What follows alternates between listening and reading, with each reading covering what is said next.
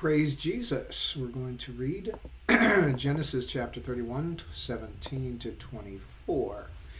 Jacob leaves Haran because of God's calling him to return. Then Jacob rose up and set his sons and his wives upon camels, and he carried away all his cattle and all his goods which he had gotten, the cattle of his getting which he had gotten in Padan-Aram, for to go to Isaac his father in the land of Canaan. And Laban went to shear his sheep, and Rachel had stolen the images that were her father's. And Jacob stole away unawares to Laban the Syrian, in that he told him not that he fled. So he fled with all that he had, and he rose up and passed over the river and set his face toward the Mount Gilead. And it was told Laban on the third day that Jacob was fled. And he took his brethren with him and pursued after him 7 days' journey, and they overtook him in the Mount Gilead. And God came to Laban the Syrian in a dream by night, and said unto him, Take heed that thou speak not to Jacob either good or bad. Again, verse number 17 says, Then Jacob rose up and set his sons and his wives upon camels. Jacob needed his wives' consent to leave, for had they not consented, then he would have been in dire straits. However, God had told him to return to his country and sojourn in the land of Canaan, as it was time. It was likened unto a father telling his son that time was up and that he needed to return. It was beneficial for him and his family, for the eyes of Laban and of his sons, and probably all of Laban's servants, both manservants and female servants, or maidservants as they called them, were looking at him with suspicion from that time onwards. He then had to obey God, for that is where we say peace comes from, obeying God.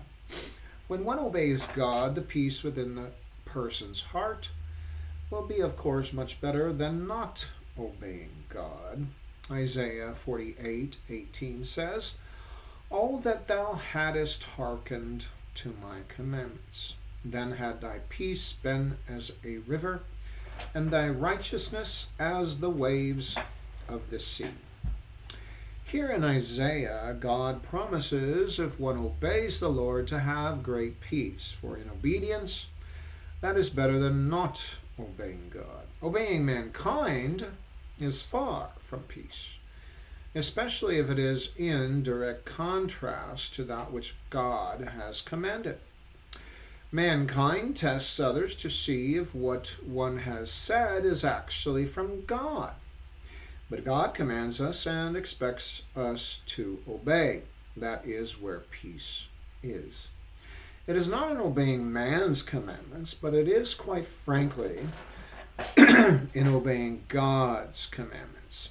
Man likes to give trouble to others, but God likes to see us obedient to his cause. Furthermore, obeying the cause of God brings forth righteousness in us. That is so grand, for it provides to us a testimony in heaven amongst the angels, and people can observe that we are living better with doing the commandments of God than the commandments of men.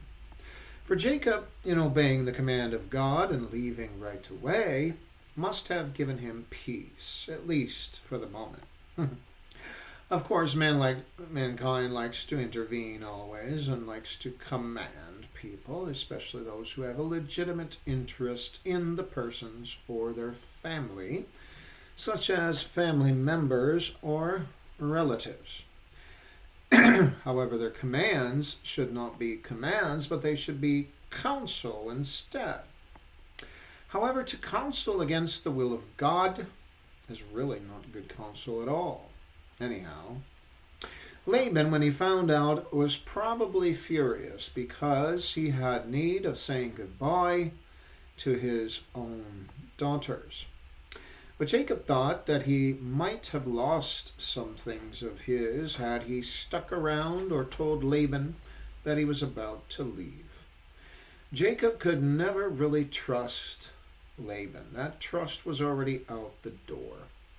For his word was like water changing from day to day, and only always trying to get his way and seeing things from his point of view only, and never from Jacob's point of view.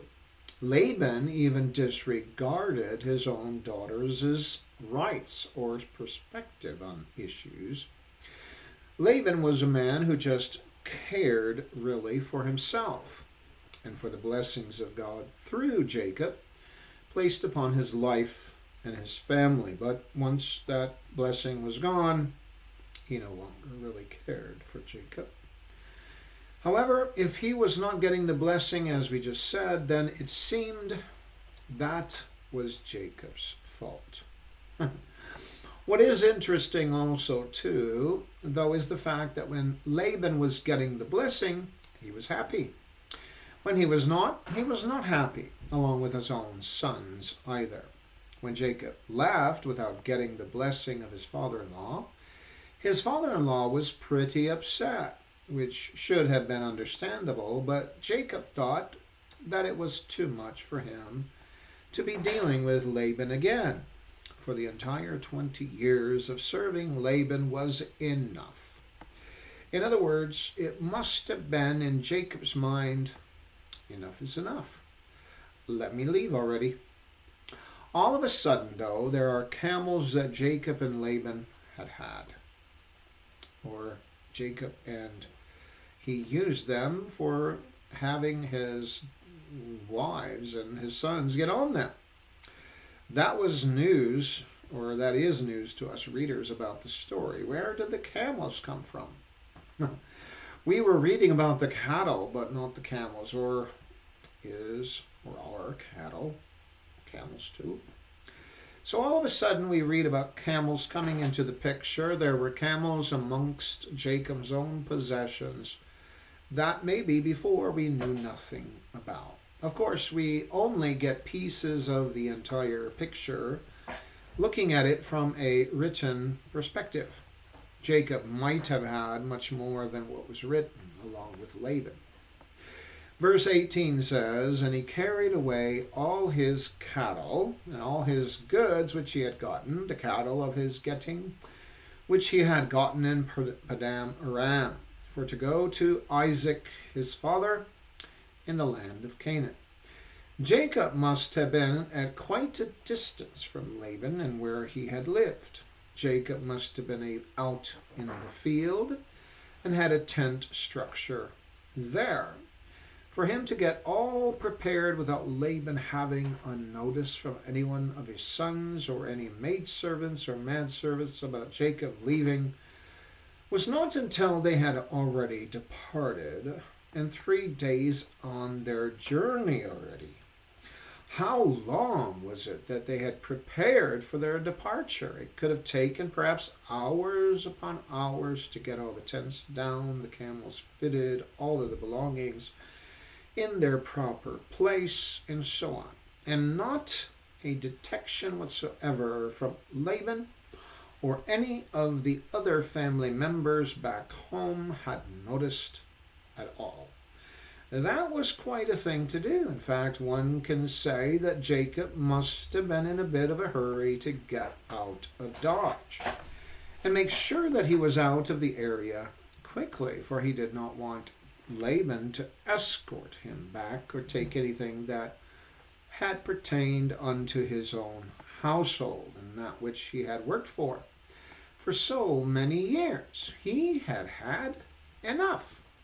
His plans were unfolded to his wives. All the things that were necessary to carry back with them or with them to the land of Canaan must have already been there in the field, except for, I think, Rachel and possibly Leah may have gone back to their father's house to get any other belongings there. And that may have been the time that Rachel had sneaked into her father's room or wherever the idols were in order to take them.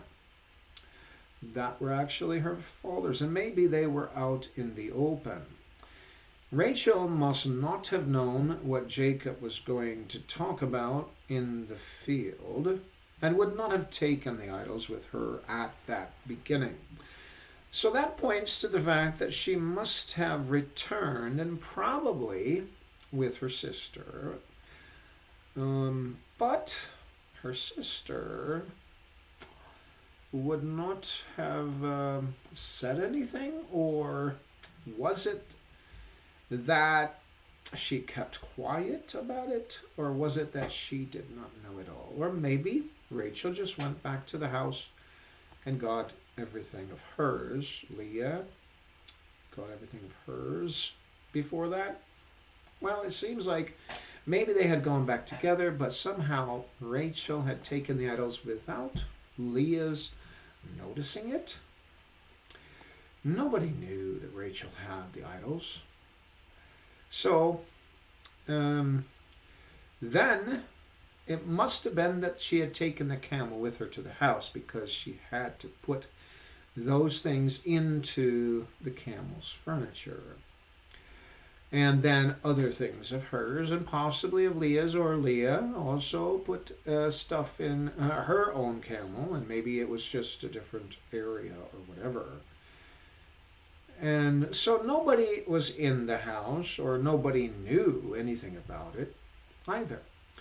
So Laban and his sons and all of those must have been out and about, not around the house, even the maidservants and manservants, when Rachel sneakily had taken the idols, and without even being detected. For had somebody seen it, of course they would have reported it, no doubt. But no one must have seen it, nor was probably around. Thus Rachel, in her own sneaky habits and not being seen, had taken that which was her father's, his idols, for some odd reasoning in her mind, as though she might have thought in taking them it would have brought her good luck. But that was actually contrary to what was going to happen. For Laban did notice afterwards that those idols had been taken. Thus, it must have been a setup in his own house that was readily seen and noticeable. So Rachel, in taking them, departed. Nobody was in or around the house for her to be seen, taken that which should not have been taken. Yet God allowed that to happen, but God may have judged her time as shorter for doing so in life, which was sad for her for not having a longer life. But her life was much shorter than normal and expected due to the birth of Benjamin, but was probably God's own hand involved. God did not speak to Jacob and say that he should see Laban and tell him first. There are things that God allows men to do, and even though, according to the custom of man, it may not seem to be one of custom. But one thinks back of Laban's custom of marrying off the elder daughter before the younger, and that really perturbed Jacob, because that was not of the contract. Thus Laban must not have cared for their customs or traditions any longer, for he was up to his neck with them. And Laban had treated him unfairly for the entire 20 years of working for him. So he really wanted out and wanted nothing to do with being seen off or with a party or something either. He wanted his freedom, wanted it quickly without all of the surrounding neighbors and countryside people to come and hear the news of what Jacob had done to Laban before sending him off. It might have been for Jacob much worse, and with bad luck, so to speak, for his fame in the area.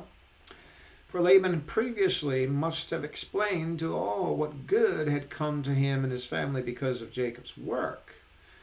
without explaining what he had done to inflict upon Jacob much heartache due to him changing his wages so often.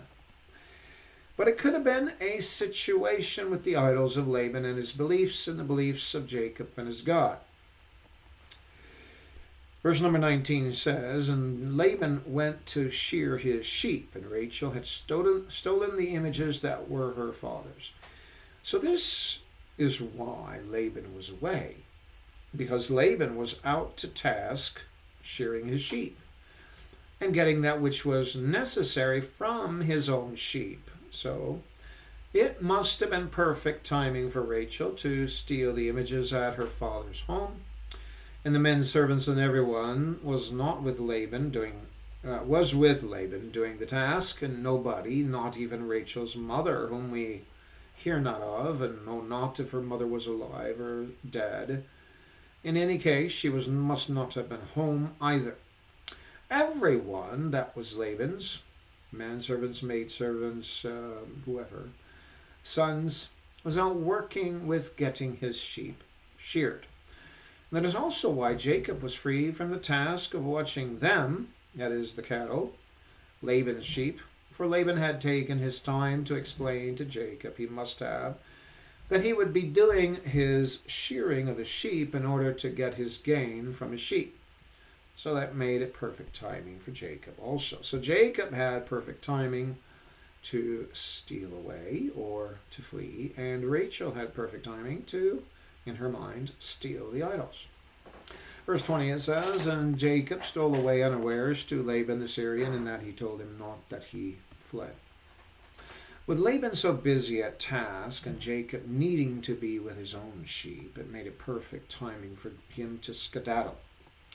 In fact, it mentions it quite frankly that Jacob had left without anyone at all noticing his absence, not even noticing the fact that all of Jacob's stuff and household members and servants were gone. For they, Laban and all his household, were busy with shearing the sheep of Laban. It must have been a task at hand, and one that probably took plenty of time.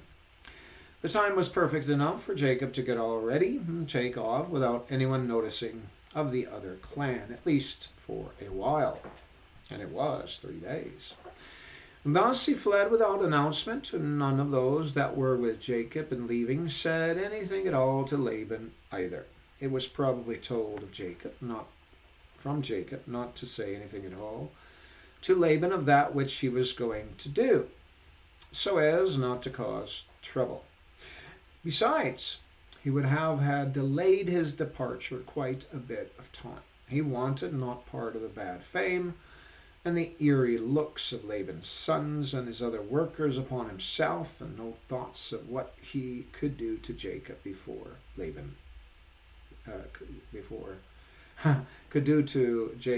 Jacob left. He wanted to escape freely without hassle. Jacob had been hassled enough, so he took it upon himself to escape. He had been hassled for 20 years. He wanted to escape without notice and perfect timing, and without hassle, at least for a while. Verse 21 says, "So he fled with all that he had, and rose up and passed over the river, and set his face toward the Mount Gilead." Jacob knew the direction in which he needed to go. He must have planned it so that he would not be seen by any of those of Laban's clan, and fled, and that is just a word to describe that he left without bringing notice to Laban. But it was not quickly, so to speak, for he had to take all of the cattle with him, the sons and all of his maidservants and manservants along. So his traveling was slow but steady. His feelings at that time must have been that he was finally relieved of the pressure from Laban and those of his household, but more than not, and that which no one mentions much, the idols that were within Laban's household and their influence of probably making Jacob's life miserable. However, the fact is, Jacob's own wife, Rachel, had brought them along, unknowingly to Jacob, and not to a good benefit either. Had Jacob known that Rachel had stolen Laban's idols, he would have been very angry, but he would not have said to his father-in-law about the idea of whoever had the idols should die. He did not think that anyone had them, but Rachel carried them in the camel's furniture, was pregnant with Benjamin, and made the excuse that she could not get up. She must have been terrified with the news, but delighted to some degree that she did not get caught by anyone, either in the house or with the accusation presented. But with God, of course, he had caught her. Would Laban, had he caught Rachel, have said that she had to return with him? That would have been devastating, obviously, but God did not allow Laban to find out exactly where the idols were. God had kept them hidden from Laban for the sake of Jacob, Rachel, and Benjamin. Verse number 22 says, "And it was told Laban on the third day that Jacob was fled." Laban had finally heard the news that Jacob had fled. Of course, he had known that his daughters were with him too, along with the cattle and so on. He was probably quite furious that Jacob did not bid him farewell. But in Jacob's mind, that was not what he wanted to do. Laban was still shocked and unnerved at Jacob's fleeing. Yet God was protecting Jacob and all of those with him. He had to deal with Laban. Then he would have to deal with Esau upon him coming to the land of Canaan. And God was involved with both of these encounters. Jacob, with all his dealings with others, had a bit of hardships, but God was the one who was with him to protect him from both Laban and Esau. Verse 23 says, "And he took his brethren with him and pursued after him 7 days' journey, and they overtook him in the Mount Gilead." One wonders if Laban knew exactly which direction Jacob was going, or if he had heard the direction from someone else. He knew that he might be headed to the land of Canaan, for that was pretty obvious. However, there could have possibly been different routes to get there, but maybe the best route was one particular route. Thus, Laban knew how to follow that route too, and he had caught up to Jacob. But it took him a period of 7 days in order to catch up to him, which is actually quite a long period of time. One would have thought that he might catch up sooner, for Jacob could not go quickly. And Laban might have been on horseback with his brethren. Laban had taken his brethren with him, probably to make sure that he not encounter bandits along the way and be safe from them. He must have also slept during the night. Finally, right in the Mount Gilead is where Laban had found Jacob's cattle and people fleeing from him. It was likened unto a person who was a slave, and the owner was trying to catch up. But in this case, Jacob, of course, was not a slave, but Laban had taken others with him, his own brethren, to catch up and criticize him, and that was, of course, in front of his brothers, and blame him for taking his idols, which must have made him furious. Though it seems as though he was much more furious over his idols than of the condition that his own daughters were in. For it does not say that he hugged his daughters and bid them farewell. Instead, he had gotten into an argument about his idols, and that was, it seems, more important. Verse 24 says, "And God came to Laban the Syrian in a dream by night, and said unto him, Take heed that thou speak not to Jacob either good nor bad." And so here is the question. Why would God say not to speak to Jacob either good or bad? I think here it has to deal with the Hebrew language. God had known what was going through the mind of Laban, so God himself wanted to warn Laban not to harass Jacob. When God mentions not to speak to Jacob neither good nor bad, one gets a little confused into English as what it really means. For one would think that he would not speak bad toward him, but good would be okay.